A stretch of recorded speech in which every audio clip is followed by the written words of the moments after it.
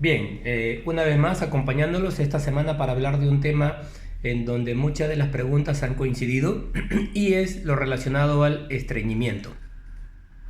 Es importante mencionar que es una patología tan frecuente en niños y a la vez tan desconcertante para los padres en entender qué es estreñimiento, ¿no?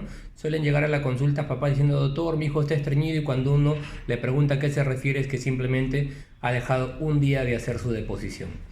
¿Qué o por qué es importante tocar este tema? Porque a lo largo del tiempo se ha visto que el niño que es estreñido y no corrige el estreñimiento en la edad infantil, es muy posible que llegue a ser un adulto estreñido. El estreñimiento no se hereda, pero sí obviamente es una patología que nos puede acompañar a lo largo de la vida si no se corrige a la edad infantil.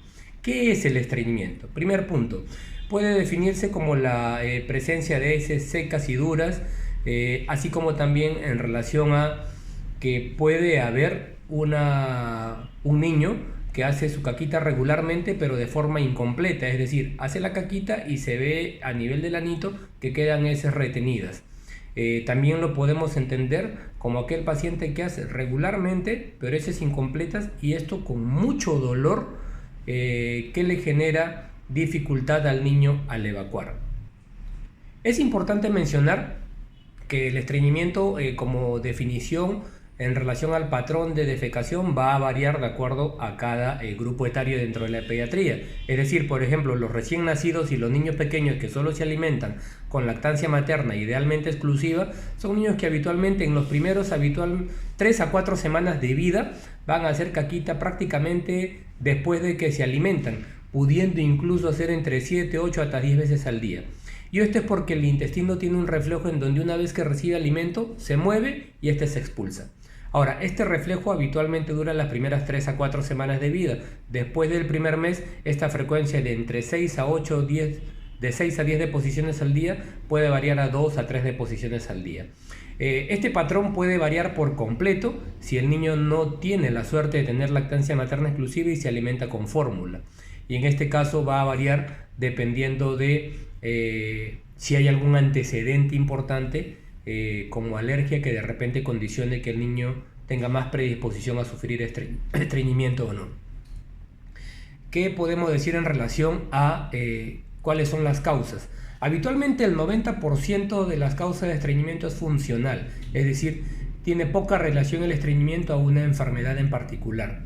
Y esto se produce porque en el proceso de entrenamiento tiende a acumularse a veces el contenido intestinal a nivel de la parte distal del intestino, es decir, a nivel del recto y del sigmoides.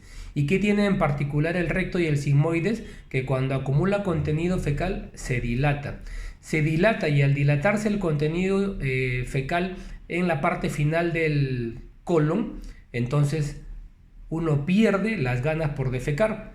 Y esto hace que al quedarse más tiempo este contenido intestinal a nivel del recto y el sigmoides, es decir, la parte final del intestino, en donde se absorbe el agua, este contenido se vea más seco, se endurezca y obviamente sea más difícil de eliminar. En el tiempo, ¿esto qué va condicional? Que quedan las heces retenidas.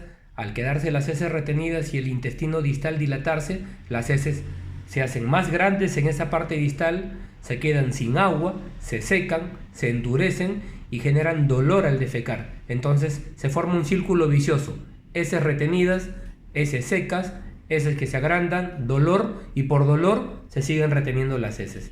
Ese es habitualmente el círculo vicioso del estreñimiento. Bien, ¿cómo manejar el estreñimiento? ¿Se debe tratar? Esa es la pregunta más importante. Definitivamente sí, porque es una situación incómoda. Son pocas las situaciones en donde el estreñimiento va a generar una verdadera emergencia. El problema es la incomodidad que genera en el pequeño o en el niño más grande, llegando incluso a ser situaciones en edad escolar de bullying, de incomodidad para el niño, porque producto de la retención el niño pierde la capacidad de controlar y las heces que están por detrás de lo que está acumulado van saliendo de manera involuntaria, y el niño ensucia su ropa interior y el pantalón con heces, y obviamente esto genera mal olor y los niños pueden burlarse de este compañero. Dentro de la manera de tratar, Existe lo que se conoce como las medidas generales o higiénicas, el tratamiento o el manejo dietético y ya el manejo con medicamentos. En relación a medidas generales es importante señalar, por ejemplo, que si es un niño pequeño que todavía usa pañal, en los momentos en donde tú reconozcas que está pujando, lo puedes ayudar doblándole las piernitas. Para al doblarle las piernitas, generar un movimiento de mayor fuerza a nivel de la musculatura abdominal y que sea más fácil a que evacúe sus deposiciones. Medidas importantes también, fomentar la ingesta de líquidos.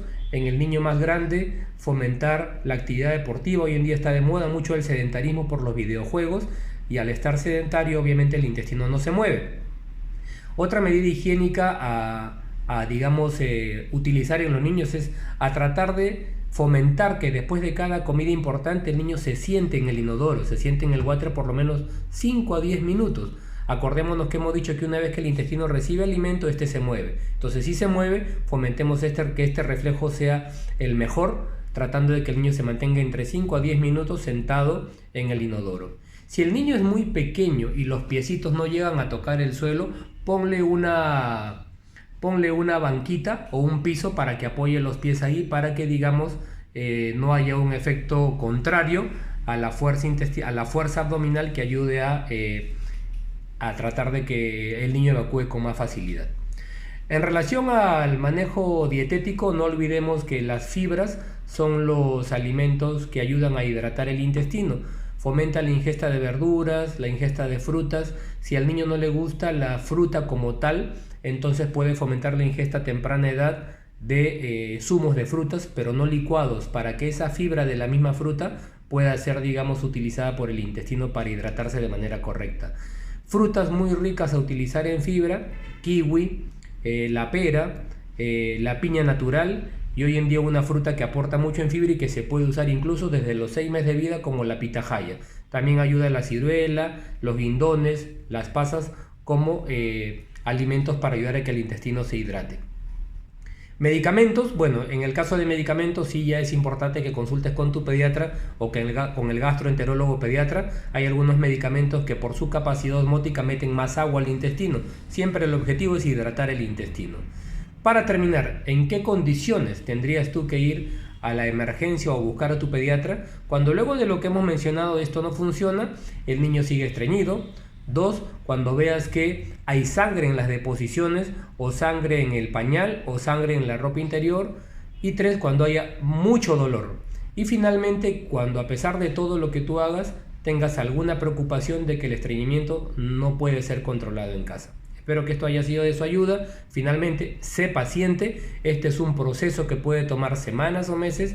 Y me olvidaba, si el niño está en el entrenamiento de dejar el pañal, y en el entrenamiento de dejar el pañal se estriñe o deja de hacer su caquita habitual, suspende el entrenamiento y lo vuelves a reiniciar después, porque como repito, esto puede tomar algunas semanas o meses.